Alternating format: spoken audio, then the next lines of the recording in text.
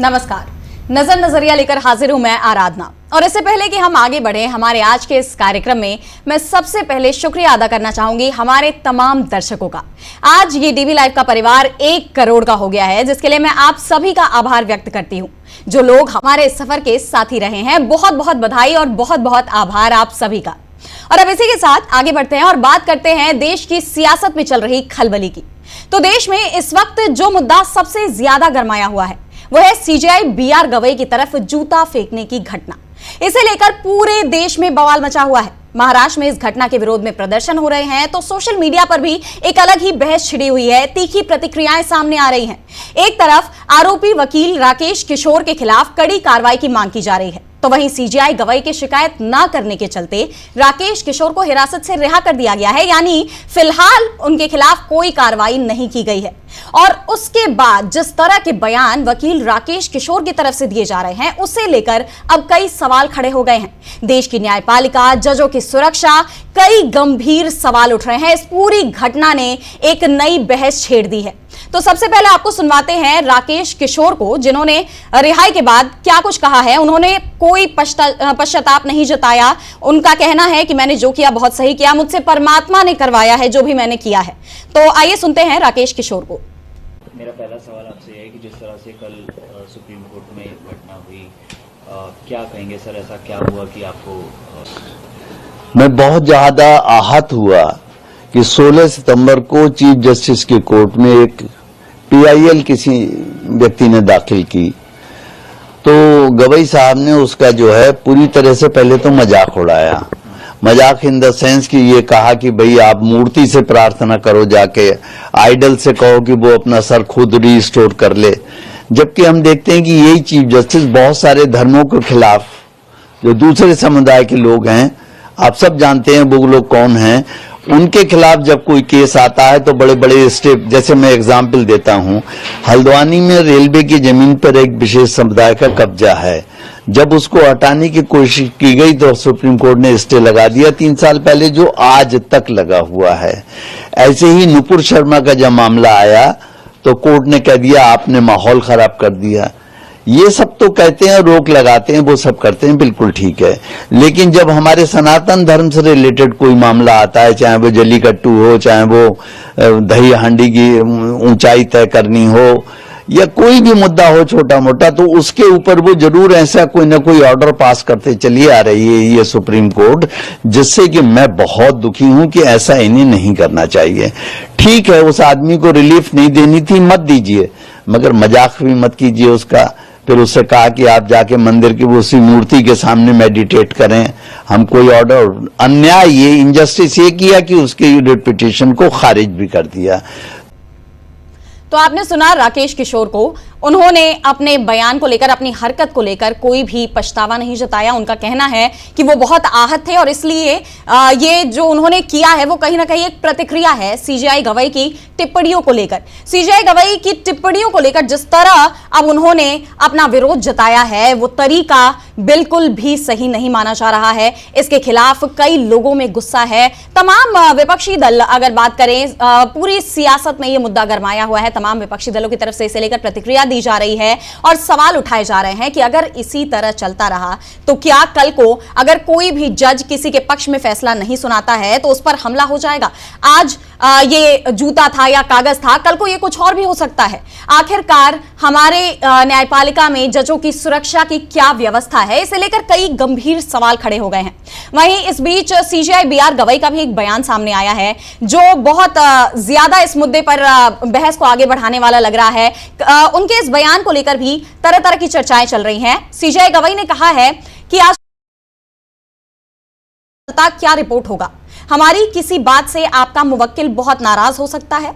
हमारे सहयोगी supreme court के जज जस्टिस विनोद चंद्रन सुनवाई के बीच में मुझसे कुछ कहना चाहते थे, लेकिन सोशल मीडिया के इस दौर में हमें नहीं पता कि क्या रिपोर्ट होगा, इसलिए मैंने उनसे कहा कि इसे मेरे कानों तक ही रहने दे। यानी अब सीजेआई गवई ये बात कह रहे हैं कि पब्लिकली कोई टिप्पणी करने से पहले उन्हें सोचना पड़ रहा है। देश के जो मुख्य न्यायाधीश है उनका ये बयान बहुत अहम है और सवाल ये उठ रहे हैं आखिर इसकी नौबत ही क्यों आई। क्योंकि अक्सर हम देखते हैं जब भी किसी मामले में सुनवाई होती है तो सीजेआई अपने फैसले में जो बातें कहते हैं वो तो अहम होती ही हैं, लेकिन इसके परे जो टिप्पणियां जजेस की तरफ से की जाती हैं वो भी काफी अहम मानी जाती हैं। कई बार तो ऐसा होता है कि टिप्पणियों के जरिए ही महत्व बता दिया जाता है कि हाँ क्या चीज होनी चाहिए और क्या नहीं होनी चाहिए, भले ही कोई ऐसा आदेश पारित ना हो। लेकिन अब अगर सीजेआई ये बात कह रहे हैं कि हम आपस में बात करते हैं कि जो बात हो रही है मेरे कानों तक ही रहने दे, इसे पब्लिक में ना जाने दे, इस बात को लेकर अगर वो शंकित हैं तो आज देश के हालात क्या हो गए हैं इसे लेकर सोचने की बहुत ज्यादा जरूरत है। और इसी सब को हम आज इस कार्यक्रम में इस पर ही चर्चा करेंगे और इसी के लिए हमारे साथी भी जुड़े हुए हैं। दो साथी हमारे साथ, समीरात्मज मिश्र और अमलेंदु उपाध्याय। स्वागत है आप दोनों का हमारे आज के इस कार्यक्रम में और एक बार फिर स्वागत करती हूं मैं उन तमाम दर्शकों का जो हमारे साथ इस कार्यक्रम में जुड़े हुए हैं। तो हम बात कर रहे थे सीजेआई गवाई की तरफ जो जूता फेंका गया है उस पूरी घटना को लेकर, अमलेंदु जी, समीर जी, कि कैसे इस घटना ने पूरे देश की न्यायपालिका को प्रभावित किया है, कैसे इस घटना ने पूरे देश की सियासत को गरमा दिया है, किस तरह की प्रतिक्रियाएं निकलकर सामने आती है। सबसे पहले तो मैं आपका पक्ष जानना चाहूंगी, आप क्या कहना चाहेंगे, क्या राय है आपकी इस घटना को लेकर? कि अमलेंदु जी, सबसे पहले मैं आपके पास आती हूं कि आपको क्या लगता है कि कैसे किसी वकील की इतनी हिम्मत हो गई कि सीजेआई की तरफ जूता उछाल दिया गया? आज देश की न्यायपालिका की क्या स्थिति रह गई, आपको क्या लगता है इस बारे में? देखिए आराधना, ये निश्चित तौर पर एक तरह से देखा जाए कि न्यायपालिका पर दबाव बनाने की एक कोशिश के तौर पे इसको देखा जाना चाहिए जी। और सत्तारूढ़ दल की जो मानसिकता है उस मानसिकता का ये एक तरीके से प्रभाव है कि जजों के ऊपर, न्यायपालिका के ऊपर ये दबाव बनाया जाए कि वो सत्तारूढ़ दल के पक्ष में या भारतीय जनता पार्टी जो है उसकी जो मानसिकता है उसके पक्ष में फैसले दे और दबाव में आकर ये करेगी, उसका एक प्रयास समझा जा सकता है। और ये बहुत सुनियोजित तरीके से, ऐसा नहीं है कि वकील साहब जो थे उठे और उन्हें गुस्सा आया और निकाल के उन्होंने जूता या तो फेंक दिया। उनकी बाइट भी है और वो कह रहे हैं कि मैं कोई जो वो मानसिक रोगी नहीं हूँ, मैं जो भावावेश में नहीं था और अगर मैं गोल्ड मेडलिस्ट हूँ मुझे ऐसा करना पड़ रहा है। इसका मतलब वो पूरी तैयारी से थे और सोच समझकर उन्होंने ये काम किया। और अगर सोच समझकर उन्होंने काम किया तो उनको ये भरोसा रहा होगा कि वो कुछ भी करेंगे तो सरकार उनको बचा लेगी या भारतीय जनता पार्टी उनको बचा लेगी। और ये देखने में आया आराधना कि प्रधानमंत्री नरेंद्र मोदी और भारतीय जनता पार्टी की तरफ से एकदम खामोशी बरती गई। और जब कल शाम को हम लोग जब न्यूज पॉइंट कर रहे थे तो हम भी थे, समीर जी भी थे उस न्यूज पॉइंट में, और हम लोगों ने सवाल उठाया कि भाई प्रधानमंत्री नरेंद्र मोदी की तरफ से अभी तक एक शब्द भी क्यों नहीं आया? श्रीदेवी की मृत्यु होती है, आपका तुरंत ट्वीट आ जाता है, किसी खिलाड़ी की उंगली टूट जाती है, आप तुरंत ट्वीट करते हैं, तो सारी घटनाओं पे आप बहुत तुरंत जो है प्रतिक्रिया देते हैं। और सुबह 11 बजे के आसपास की ये घटना हुई या 12 बजे के आसपास की घटना हुई और उसके बाद अभी तक प्रधानमंत्री का इस पर कोई वक्तव्य नहीं है, कानून मंत्री का कोई वक्तव्य नहीं है, संसदीय कार्य मंत्री का कोई वक्तव्य नहीं है, भाजपा के अध्यक्ष का कोई वक्तव्य नहीं है, गृह मंत्री का कोई वक्तव्य नहीं है। उसके बाद फिर मालूम पड़ा कि हमारा न्यूज़ पॉइंट जब खत्म हुआ ठीक उसी समय प्रधानमंत्री ने ट्वीट किया कि वह उन्होंने जस्टिस गवई से बातचीत की है और ये अक्षम है। उसके बाद फिर भाजपा के प्रवक्ताओं के आधी रात में बयान आना शुरू हो गए। तो आप समझ सकती हैं कि वकील साहब को ये भरोसा रहा होगा कि सरकार उनको बचाएगी और ये देखने में भी आया कि उनके खिलाफ कोई कार्रवाई अभी तक तो हुई नहीं है। भाई उनको जिस समय गिरफ्तार वहीं उसी समय कब्जे में ले लिया गया जो वहाँ सुरक्षा कर्मी थे सुप्रीम कोर्ट में और उनको सौंप दिया गया, तो ये इंतजार क्यों किया गया कि जस्टिस गवई जो है वो सीजेआई जो है वो अपनी तरफ से कोई इस पर एफआईआर दर्ज कराएंगे तब जो इस पर कार्रवाई होगी। भाई जब घटना है और वहाँ उसको ऑन द स्पॉट पकड़ा गया है हमला करते हुए, तो पुलिस ने अपनी तरफ से एफआईआर दर्ज क्यों नहीं करी? बहुत महत्वपूर्ण सवाल है और आज तक एफआईआर दर्ज नहीं है। तो ये इसका मतलब कि उनको भरोसा था सरकार बचाएगी, सरकार उनको बचा भी रही है। जी, यानी देखा जाए तो इन लोगों को संरक्षण प्राप्त है और कहीं ना कहीं इस घटना के पीछे सियासी तार जुड़ते हुए नजर आ रहे हैं। जिस तरह सत्ताधारी दल की तरफ से, बीजेपी की तरफ से कोई प्रतिक्रिया उस वक्त सामने नहीं आई, हालांकि बाद में पीएम मोदी ने जरूर इस पर ट्वीट किया और दुख जताया, चिंता जताई, बात की सीजेआई गवाई से फोन पर, लेकिन तुरंत जब प्रतिक्रिया नहीं आई तो सवाल तो उठते हैं कि जब हर तरफ से प्रतिक्रिया आ रही है तो आखिर सत्ताधारी दल इस पर प्रतिक्रिया क्यों नहीं दे रहा है।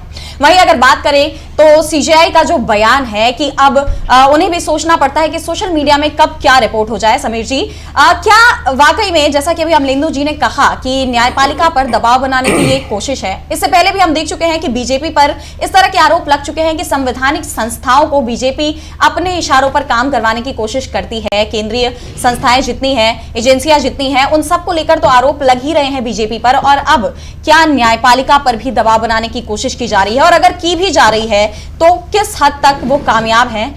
ये सवाल मैं आपसे करना चाहूंगी। जी समीर जी। जी बिल्कुल आराधना जी, दबाव तो है ही, दबाव अपनी जगह है, लेकिन दबाव का ये तरीका, दरअसल मुझको ये लगता है कि ये पूरा का पूरा जो कुछ रहा ये उसका रिफ्लेक्शन है जो इनटॉलरेंस लोगों में है।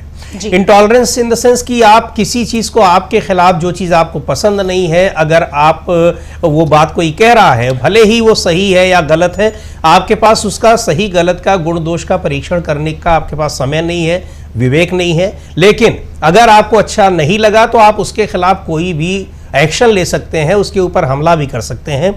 वो चाहे देश का चीफ जस्टिस ऑफ इंडिया हो, चाहे कोई एक आम आदमी हो। आपको जैसा हम लोग पिछले कई साल से देख रहे हैं कि लोगों को अगर पसंद नहीं आ रही है तो वो उसकी लिंचिंग की तरफ सीधे वो बढ़ते चले जाते हैं। अब यहाँ जो हुआ है बहुत बड़ी बात है अपने आप में कि एक वकील जो रोज आकर वहीं पर दलीलें दे रहे हैं, उन्हीं जज साहिबान के सामने अपनी बातें रख रहे हैं, तमाम मुकदमों में पेश हो रहे हैं, अचानक उनका जो कह लीजिए कि भावना आहत हो जा रही है, इतनी आहत हो जा रही है कि वो सीधे उनके ऊपर जूता फेंक देते हैं। तो ये वही उसी इंटॉलरेंस का नतीजा है, और ये चीजें तब बढ़ती हैं जब ऐसी चीजों को सत्ता से संरक्षण मिलता है, जो अमलेंदु जी भी अभी बात कह रहे थे। तो ये उन्हीं चीजों का रिफ्लेक्शन है। अब चूंकि भारत, आप जिस बात पर उनकी भावना आहत हुई है, अब यहाँ पर ये एक लोकतांत्रिक देश है, कोई ब्लास्फेमी जैसा कानून तो यहाँ पर है नहीं कि आपने किसी को कह दिया तो उसके लिए आपको शूली पर चढ़ा दिया जाएगा, आपको मृत्युदंड दे दिया जाएगा, सजा दे दी जाएगी। जस्टिस गवई ने भी अपने उस मुकदमे के समय में जो उनका अपना एक ऑब्जर्वेशन था, जो बात उन्होंने कही थी, उन्होंने अपना एक अपना लॉजिक रखा था, अपनी एक बात रखी थी। कोई ऐसा तो था नहीं कि उन्होंने कोई बहुत बात कुछ इस तरह की बात कर दी हो जो संविधान के प्रतिकूल हो, संविधान उसको नहीं अलाउ करता है, ऐसी कोई बात उन्होंने नहीं कही थी। तो एक तरीके से वो भी उस एक चीफ जस्टिस ऑफ इंडिया के अलावा देश के नागरिक हैं, उनको भी वाक और अभिव्यक्ति की स्वतंत्रता वैसे ही मिली हुई है जैसे हमको आपको मिली हुई है, और जैसे उनको जो राकेश जी हैं उनको मिली हुई है जिन्होंने उनके ऊपर हमला करने की कोशिश की। लेकिन वाक और अभिव्यक्ति की स्वतंत्रता इसी तरीके से है। आप अभिव्यक्ति की स्वतंत्रता का मतलब ये नहीं है कि आप किसी को थप्पड़ मार दें, किसी को मारें, किसी के ऊपर जूता फेंक दें, पत्थर फेंक दें। ये अभिव्यक्ति की स्वतंत्रता संविधान ने नहीं दी है। आपको बोलने की स्वतंत्रता दी है, आपको बातों के जरिए, आपको कुछ दूसरी प्रोटेस्ट के जरिए, आपको नारेबाजी के जरिए ये चीजें मिली हुई हैं। और जस्टिस गवई ने भी अपनी उसी स्वतंत्रता का एक तरीके से पालन करते हुए अपनी बात रखी थी। कुल मिलाकर ये वही चीजें हैं कि लोगों में इंटॉलरेंस नहीं है, वो खुद फैसला करना चाहते हैं, अपने आप ही वो तय कर लेते हैं कि क्या गलत है, क्या सही है, और उसी के आधार पर क्या दंड किसी को देना है। और ये चीजें तब बढ़ती हैं जब इन चीजों को सत्ता से प्रोटेक्शन मिलता है। इसलिए ये मामला इतना गंभीर है कि चीफ जस्टिस के ऊपर कोई ऐसे हमला कर दे रहा है। उनके पास कुछ और होता तो किसी और चीज से हमला कर सकते थे, कहीं बाहर उनको चीफ जस्टिस किसी कार्यक्रम में इस तरह से मिल गए होते तो उनके ऊपर न जाने क्या वो कर सकते थे। क्योंकि अगर कोर्ट रूम में जाकर कोई व्यक्ति उनके ऊपर जूता फेंक सकता है तो उसको समझा जा सकता है कि वो किस तरीके से उसके अंदर गुस्सा भरा हुआ है। और गुस्सा हम नहीं कहेंगे बल्कि कहेंगे कि किस तरीके से उसके अंदर जहर भरा हुआ है उनके खिलाफ, वो अभिव्यक्ति इस तरह से कर रहा है। और निश्चित तौर पर, और ये बात सही है कि उनको ये एकाएक ये अभिव्यक्ति उनकी नहीं थी, क्योंकि ये मामला भी मुझको लगता है 3-4 दिन 5 दिन पुराना है, या हो सकता है और पुराना हो। अचानक उनकी भावनाएं आहत हुई। भावना आहत होने में एकमात्र वही व्यक्ति नहीं है, इसके पीछे पूरा का पूरा एक तंत्र काम कर रहा है। और इसको हम उससे भी जोड़कर देखेंगे कि सत्तारूढ़ पार्टी के नेताओं की, खुद प्रधानमंत्री की प्रतिक्रिया इतनी देर बाद क्यों आ रही है, और साथ में सत्तारूढ़ पार्टी के समर्थक तमाम लोग जिस तरह से जहर उगल रहे हैं सोशल मीडिया पर, वो भी देखने की जरूरत है। तो पूरा का पूरा तंत्र इसमें इन्वॉल्व है, और जिसमें राकेश जी, जो भी उनका नाम राकेश किशोर शायद नाम है, वो एक कह लीजिए उसको कि एक मोहरे के तौर पर वहां पर, या एक उसके प्रतिनिधि के तौर पर वो दिखाई पड़े हैं। यानी अगर देखें तो इस पूरी घटना के पीछे एक लंबी कहानी हो सकती है। ऐसा नहीं था कि मौके पर ही ये घटना हो गई, बस किसी बात पर गुस्सा हुए और ये रिएक्शन निकल आया, बल्कि जब सीजीआई की टिप्पणी पिछले 1 हफ्ते या 2 हफ्ते पुरानी है, तो ऐसे में तब से ही इस पूरी घटना को अंजाम देने की कह ले कि पृष्ठभूमि रची गई थी, ऐसा भी कहा जा रहा है। सिर्फ इस तरह के बयान कांग्रेस की तरफ से भी दिए गए हैं। कांग्रेस नेता श्रीनिवास बीवी ने भी इस बात की आशंका जताई है और सिर्फ इसे ही लेकर नहीं, उन्होंने एक पुराने घटना का भी जिक्र करते हुए इस सीजीआई गवई की तरफ जूता फेंके जाने की घटना को लेकर चिंता जताई है और कई सवाल भी खड़े किए हैं। उन्होंने तो ये तक आशंका जताई कि जूते की जगह तो कुछ और भी हो सकता था। आखिर देश की सुरक्षा एजेंसियां क्या कर रही हैं? तो सबसे पहले हम आपको वो पढ़वाते हैं कि श्रीनिवास बीवी ने अपनी ट्वीट में क्या लिखा है। उन्होंने लिखा है कि करीब 1 हफ्ते से तैयारी पूरी थी, जूते की जगह कुछ और भी हो सकता था। देश की सुरक्षा एजेंसियां क्या कर रही थी? सीजीआई को Z+ सुरक्षा प्राप्त है। क्या यह देश के बाकी जजों को संदेश था? क्या जज लोहिया जैसे और हादसे हो सकते हैं? उन्होंने जो सवाल उठाए हैं ये बहुत ही गंभीर है कि क्या ये देश के बाकी जजों को संदेश था? क्या जज लोहिया जैसे और हादसे हो सकते हैं? जज लोहिया, आपको बता दें कि सीबीआई के स्पेशल जज थे और जिस तरह इनकी मौत हुई, जिन संदिग्ध परिस्थितियों में इनकी मौत हुई, उसे लेकर कई सवाल खड़े हुए थे। मामला सुप्रीम कोर्ट तक पहुंचा था, जांच की मांग उठी थी और सबसे बड़ी बात, इनकी जब मौत हुई थी तो उस वक्त ये गुजरात के एक बहुत ही बड़े आपराधिक मामले में सुनवाई कर रहे थे और सुनवाई के बीच ही नागपुर में एक शादी का फंक्शन अटेंड करने गए और उस दौरान अचानक इनकी मौत हो गई। इस घटना को साजिश करार दिया गया और कई तरह की आशंकाएं जताई गई, जिसके बाद मामला कोर्ट पहुंचा। हालांकि कोर्ट ने न्यायिक जांच की मांग को मंजूरी नहीं दी और वो याचिका तो खारिज कर दी गई, लेकिन ये जो सवाल खड़े हुए उनकी मौत को लेकर वो आज भी कायम है और कई बार, जैसे कि आज एक बार फिर जब सीजीआई गवई की तरफ जूता उछाला गया तो ये सवाल एक बार फिर गूंज रहा है कि क्या जज लोहिया जैसे और भी हादसे हो सकते हैं? क्या इस तरह के संदेश देश के बाकी जजों को दिए जा रहे हैं, उन्हें डराने की कोशिश की जा रही है? ये बहुत ही गंभीर सवाल है। अमलेंदु जी, मैं आपके पास आना चाहूंगी कि आखिर जज लोहिया वाला मामला क्या था, मैं इसकी जानकारी आपसे लेना चाहूंगी और क्यों उस मामले को लेकर ऐसा कहा जा रहा है कि ये बाकी जजों को संदेश था? क्या लगता है आपको? देखिए, अब ये जज लोहिया जैसा मामला तो दिखाई नहीं पड़ता है, क्योंकि जज लोहिया वाला मामला एक राजनेता से, जो इस समय केंद्र में बड़े मंत्री हैं और नंबर 2 के मंत्री समझे जाते हैं, उनसे जुड़ा हुआ था और ये आरोप था कि वो उनको जो था वो सेट करने की कोशिश की गई थी जज लोहिया को, वो सेट नहीं हुए तो उनके जो थी वो हत्या हो गई। इस तरीके की चीज़ें आई और वो काफ़ी लंबे समय तक मामला दबा रहा, उसमें काफ़ी ज़्यादा बवाल भी उठा और बहुत सारे सवाल उस पर उठे। लेकिन यहाँ आपको याद होगा, मुझे मेरी याददाश्त जहाँ तक साथ दे रही है, सबरीवाला मंदिर पर सुप्रीम कोर्ट का आदेश आया था जी, और सबरीवाला मंदिर के आदेश पर जो इस समय हमारे गृह मंत्री अमित शाह जी, उनकी प्रतिक्रिया थी कि न्यायपालिका को बहुसंख्यक जो लोग हैं उनकी भावना का ध्यान रखकर फैसले देने चाहिए जी, ये था। तो यहाँ भी आराधना, ये आप समझिए कि ये जो घटना है ये सिर्फ किसी एक व्यक्ति विशेष की नहीं है, बल्कि ये पूरी की पूरी न्यायपालिका को दबाव में लेने की एक कोशिश है कि आपको फैसले जो देने हैं वो भारतीय जनता पार्टी के मन मुताबिक आपको फैसले देने हैं। एसआईआर पर जो सुनवाई चल रही है उस एसआईआर में भी आपको भारतीय जनता पार्टी के पक्ष के फैसला देना है। ईवीएम को लेकर अगर आता है तो आपको उसके पक्ष में देना है, इलेक्टोरल बॉन्ड पे आता है तो आपको उसके पक्ष में देना है, चुनाव आयुक्तों की नियुक्ति को लेकर आना है तो आपको उसके पक्ष में देना है। ये दबाव बनाने की एक कोशिश है और ये देखिए लगातार घटनाएं इस तरह की हुई हैं। आपको याद होगा कि जो नूपुर शर्मा के मसले का भी जिक्र कर रहे थे वो राकेश किशोर साहब, और नूपुर शर्मा के मसले पर जिस समय जो टिप्पणी की थी उसमें जस्टिस जेबी पारदीवाला ने, किस तरीके से जस्टिस जेबी पारदीवाला को गालियां सोशल मीडिया पर दी गई। सुप्रीम कोर्ट में टिप्पणी कर दी थी जस्टिस चंद्रचूड़ ने ही, तब किस तरीके से सुप्रीम कोठा करके जो था हैशटैग चलाया गया था, और जस्टिस पारदीवाला को गाली देने वाले और जस्टिस चंद्रचूड़ की टिप्पणी पर सुप्रीम कोठा हैशटैग चलाने वाले और जस्टिस गवई पर जूता फेंकने के मामले को जस्टिफाई करने वाले, अगर आप उठाकर देखिए आना तो वही लोग हैं, तीनों की एक ही तरीके के लोग हैं, वही लोग हैं जो इन तीनों मामलों में एक साथ दिखाई पड़ते थे। तो ये एक सोची समझी साजिश का नतीजा है। ये सिर्फ किसी एक व्यक्ति की उद्दलित होने का मामला नहीं है, इसके पीछे गहरी साजिश है और गहरी साजिश यही है कि देश के अंदर जो तानाशाही लाई जा रही है उसके रास्ते में सुप्रीम कोर्ट कोई बाधा ना बने, सुप्रीम कोर्ट जो संविधान का कस्टोडियन है वो संविधान की रक्षा ना करे, वो भारतीय जनता पार्टी और सरकार और मोदी जी के सामने नतमस्तक हो जाए, ये उस षड्यंत्र का एक हिस्सा प्रतीत होता है।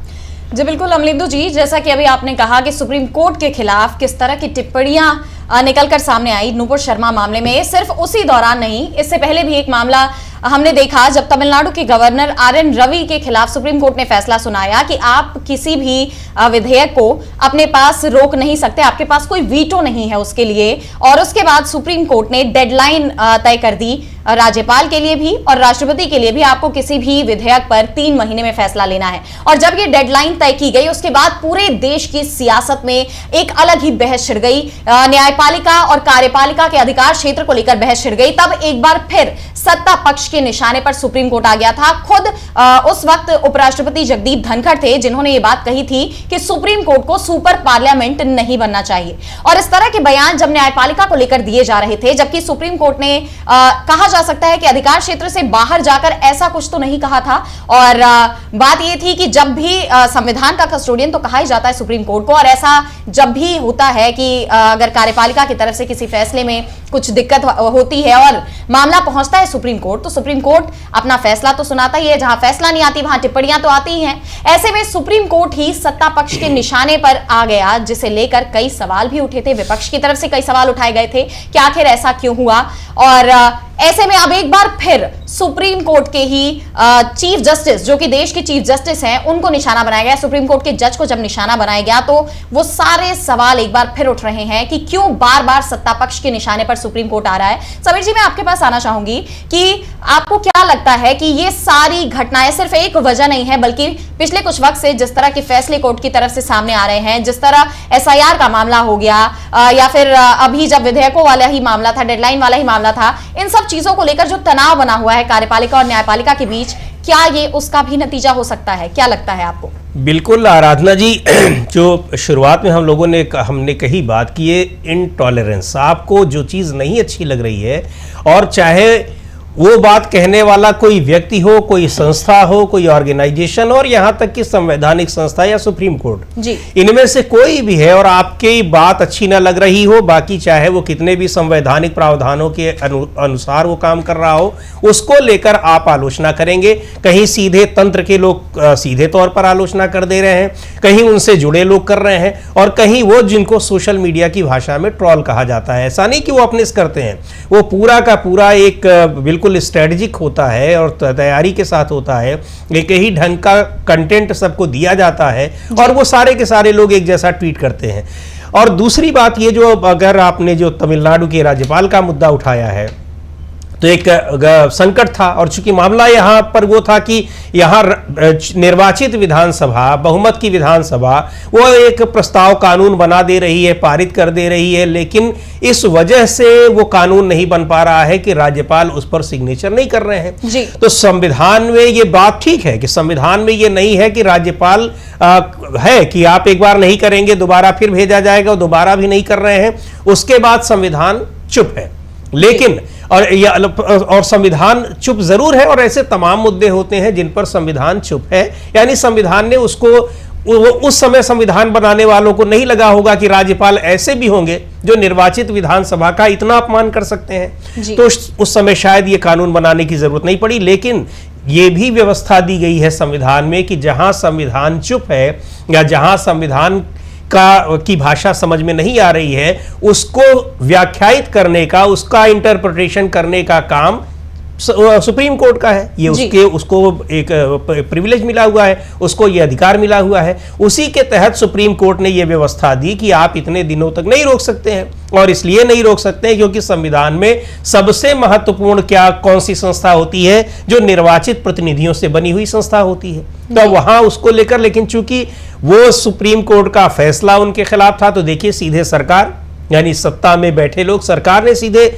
ऑब्जेक्शन किया, और उसके बाद फिर उसको सुप्रीम कोर्ट के पास दोबारा ले गए और उनसे वो मामला अभी चल रहा है, फिर सुप्रीम कोर्ट उसकी व्याख्या कर रहा है। इसी तरीके से ऐसी ये घटनाएं, और जैसे जस्टिस लोया का एक आपने जिक्र किया, और आपने क्या वो लगातार वो सोशल मीडिया में शायद बीवी श्रीनिवास का जो ट्वीट था उसमें उन्होंने लिखा हुआ है, तो ये पिछले करीब 10-11 साल से ये चीजें लगातार देखने में आ रही हैं कि सुप्रीम कोर्ट या दूसरी कोर्ट्स भी अगर वो सरकार के मन मुताबिक फैसला नहीं दे रही हैं, जो फैसला वो चाह रहे हैं, तो फिर एक दो तरीके के जजों के ऊपर दबाव डालने का काम किया जा रहा है। हालांकि इसको उस केस से जोड़ने का कोई बहुत औचित्य नहीं दिखाई पड़ता है, लेकिन ये चीजें दिख रही हैं क्योंकि कई बार ये सुनने में आता है और ये बहस का विषय है कि कोई भी लोया नहीं बनना चाहता। सुना होगा आपने भी, बहुत सारे लोग ये कहते मिलते हैं कि कोई भी जज लोया नहीं बनना चाहता है।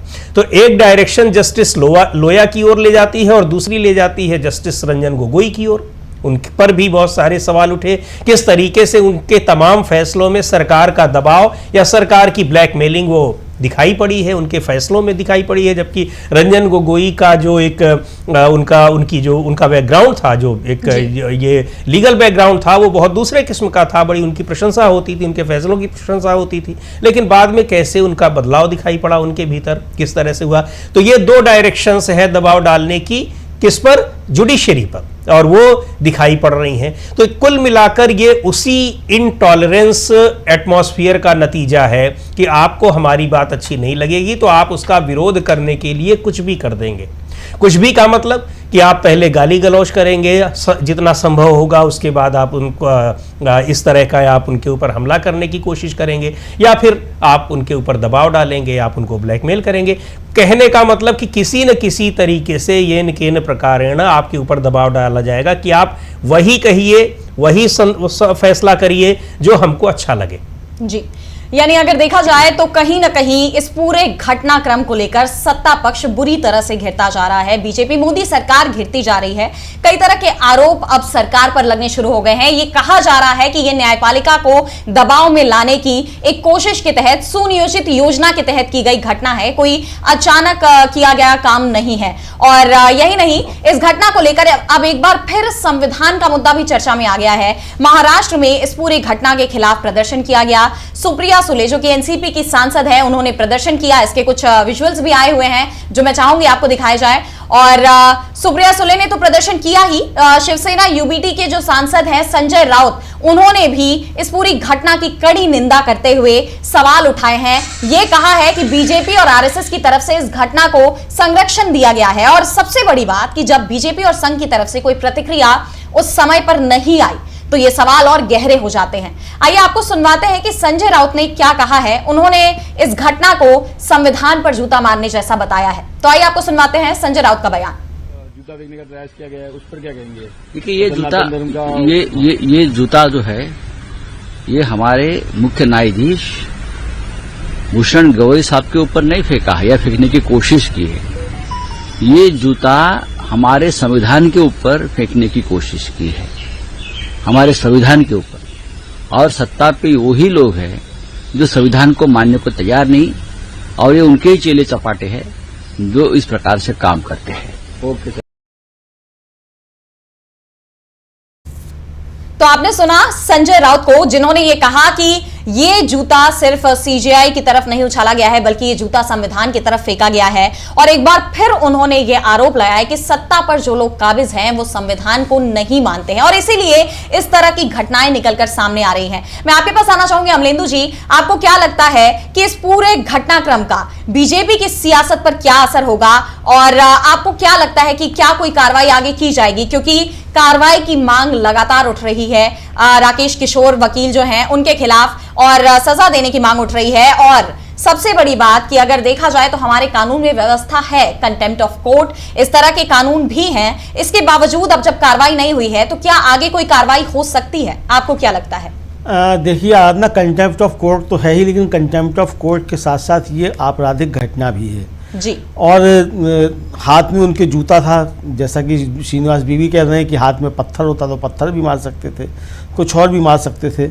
और जाहिर सी बात है कि सुप्रीम कोर्ट में एक बार आप अंदर एंटर कर गए तो आप वहाँ से पत्थर भी उठा सकते हैं, कुछ भी कर सकते हैं जी। इतना कुछ होता है। पेपर वेट भी आप उठा सकते हैं किसी का उठाकर, तो किसी भी घटना को आप अंजाम दे सकते हैं। तो यानी ये सिर्फ कंटेम्प्ट ऑफ कोर्ट का मामला नहीं है, ये मामला सीजीआई पर व्यक्तिगत तौर पर हमले का भी है, और इसके साथ साथ उस पद की गरिमा के ऊपर भी हमला है। यानी ये दोनों जो है अपराध इसमें बनते हैं, कंटेम्प्ट ऑफ कोर्ट भी बनता है और सीजीआई के ऊपर व्यक्तिगत तौर पे जान से मारने की, हमले करने की कोशिश भी बनता है। यहाँ सवाल ये है कि सीजीआई ने इसको माफ़ कर दिया, तो सीजीआई के माफ़ करने से कानून का काम ख़त्म नहीं हो जाता। हम लोगों ने दिन में भी इस बात की चर्चा की थी कि सीजीआई ने उसको माफ़ कर दिया, तो सीजीआई कौन होते हैं माफ़ करने वाले? जी भाई पुलिस को जो अपना एक्शन लेना चाहिए था वो काम क्यों नहीं किया पुलिस ने? एफआईआर दर्ज क्यों नहीं की खुद? और सुप्रीम कोर्ट की रजिस्ट्री जो है उसने क्यों नहीं एफआईआर दर्ज कराई? जी। अगर सीजीआई ने कह दिया कि इसको माफ कर दो, ठीक है, सीजीआई ने व्यक्तिगत तौर पर माफ कर दिया, लेकिन जो सीजीआई के ऊपर हमला करने की कोशिश की गई, भाई व्यक्तिगत तौर पर बीआर गवई ने माफ कर दिया, लेकिन भारत के मुख्य न्यायाधीश पर जो हमला करने की कोशिश हुई उस पर कोई कैसे माफ कर सकता है? तो ये तो संवैधानिक प्रश्न है ना, जी, व्यवस्था का प्रश्न है। तो इस पर पुलिस ने अपनी तरफ से कार्रवाई क्यों नहीं की? सवाल तो ये है। और सरकार ने इस पर कोई कार्रवाई क्यों नहीं की? सरकार ने, गृह मंत्रालय ने क्यों आदेश नहीं दिया तुरंत? गृह मंत्रालय जो है वो अमित शाह जी के अंतर्गत आता है, दिल्ली पुलिस गृह मंत्री के अधीन आती है। गृह मंत्री ने आदेश क्यों नहीं दिया कि ये इस तरह की घटना बर्दाश्त नहीं की जाएगी और इस पर कानूनी कार्रवाई की जाए? छोड़ क्यों दिया गया उस वकील को? और उसके साथ साथ कौन लोग जुड़े हुए हैं, उनको अब तक कार्रवाई क्यों नहीं हो रही है? तो ये सिर्फ मसला जो है उनके माफ़ कर देने से हल होने वाला नहीं है, ये पूरी की पूरी न्यायपालिका को डराने का एक प्रयास है।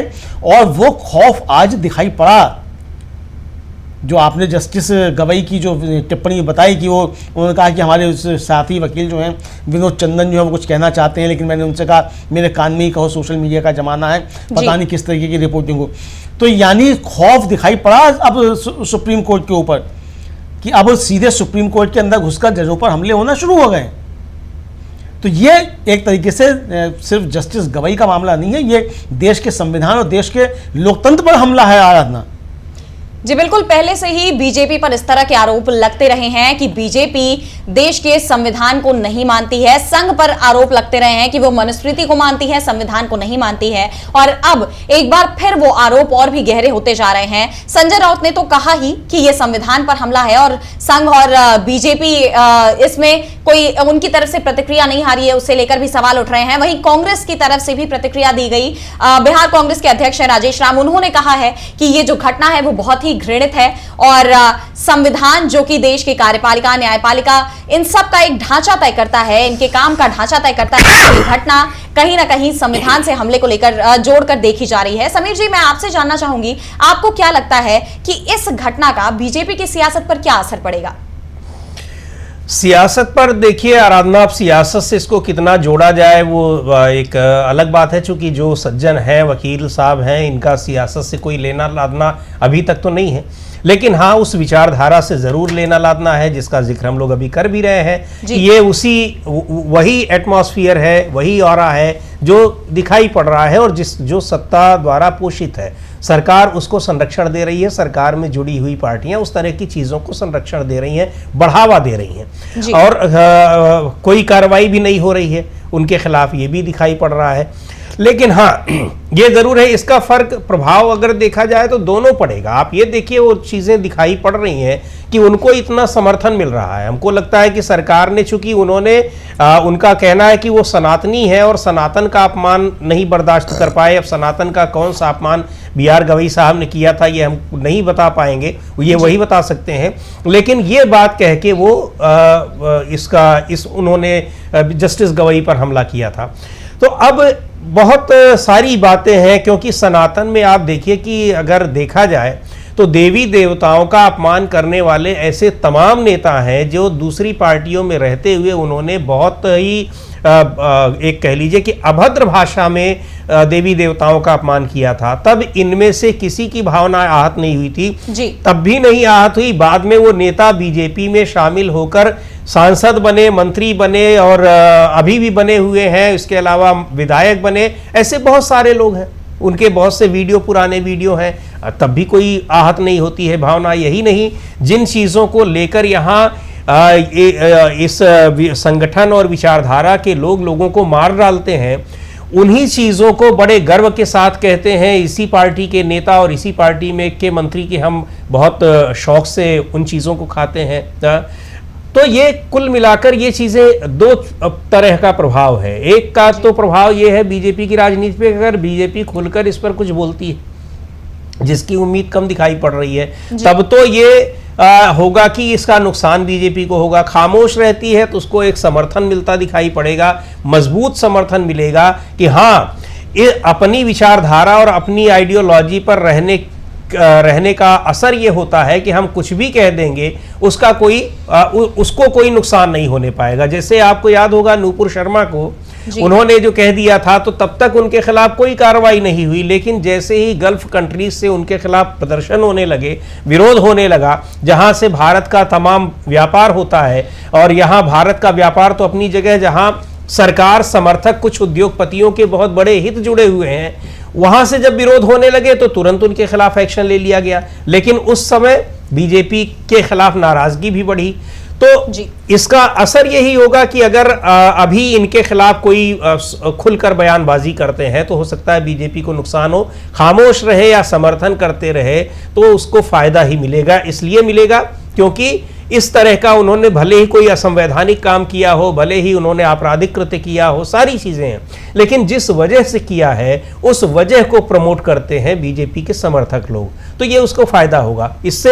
और जितना ज्यादा संविधान पर अटैक करेंगे, ये दुर्भाग्य की बात है कि जितना ज्यादा संवैधानिक प्रावधानों पर, प्रक्रियाओं पर, संविधान पर अटैक करेंगे, उतना ज्यादा उनको समर्थन मिलता है। और इसीलिए इस तरह की घटनाओं पर बीजेपी अक्सर खामोश रहती है, सरकार खामोश रहती है, उनके खिलाफ कोई कार्रवाई नहीं होती है। अब इनके मामले में भी कोई बहुत कार्रवाई नहीं होनी है। सबसे गंभीर बात, उससे भी ज्यादा गंभीर बात, कि जैसे सोशल मीडिया पर तमाम बीजेपी के समर्थक लोग जिस तरह से जहर उगल रहे हैं, इन्होंने तो इतना किया है, वहां पर तो और भी बहुत कुछ कहा जा रहा है जिसको पूरी दुनिया देख रही है। अब देश के गृह मंत्री को, प्रधानमंत्री को और दिल्ली के पुलिस आयुक्त को टैग करके वो वीडियो भेजे जा रहे हैं। क्या उन लोगों को दिखाई नहीं पड़ रहा है? लेकिन उनके खिलाफ कोई एक्शन नहीं हो रहा है। इसलिए नहीं हो रहा है कि सीधे तौर पर कहा जाए कि राजनीतिक रूप से उनको संरक्षण मिल रहा है। तो फायदा मिलता है और मिलेगा, तभी बीजेपी इस पर कुछ नहीं कर रही है। अगर देखा जाए तो राजनीतिक रूप से उनको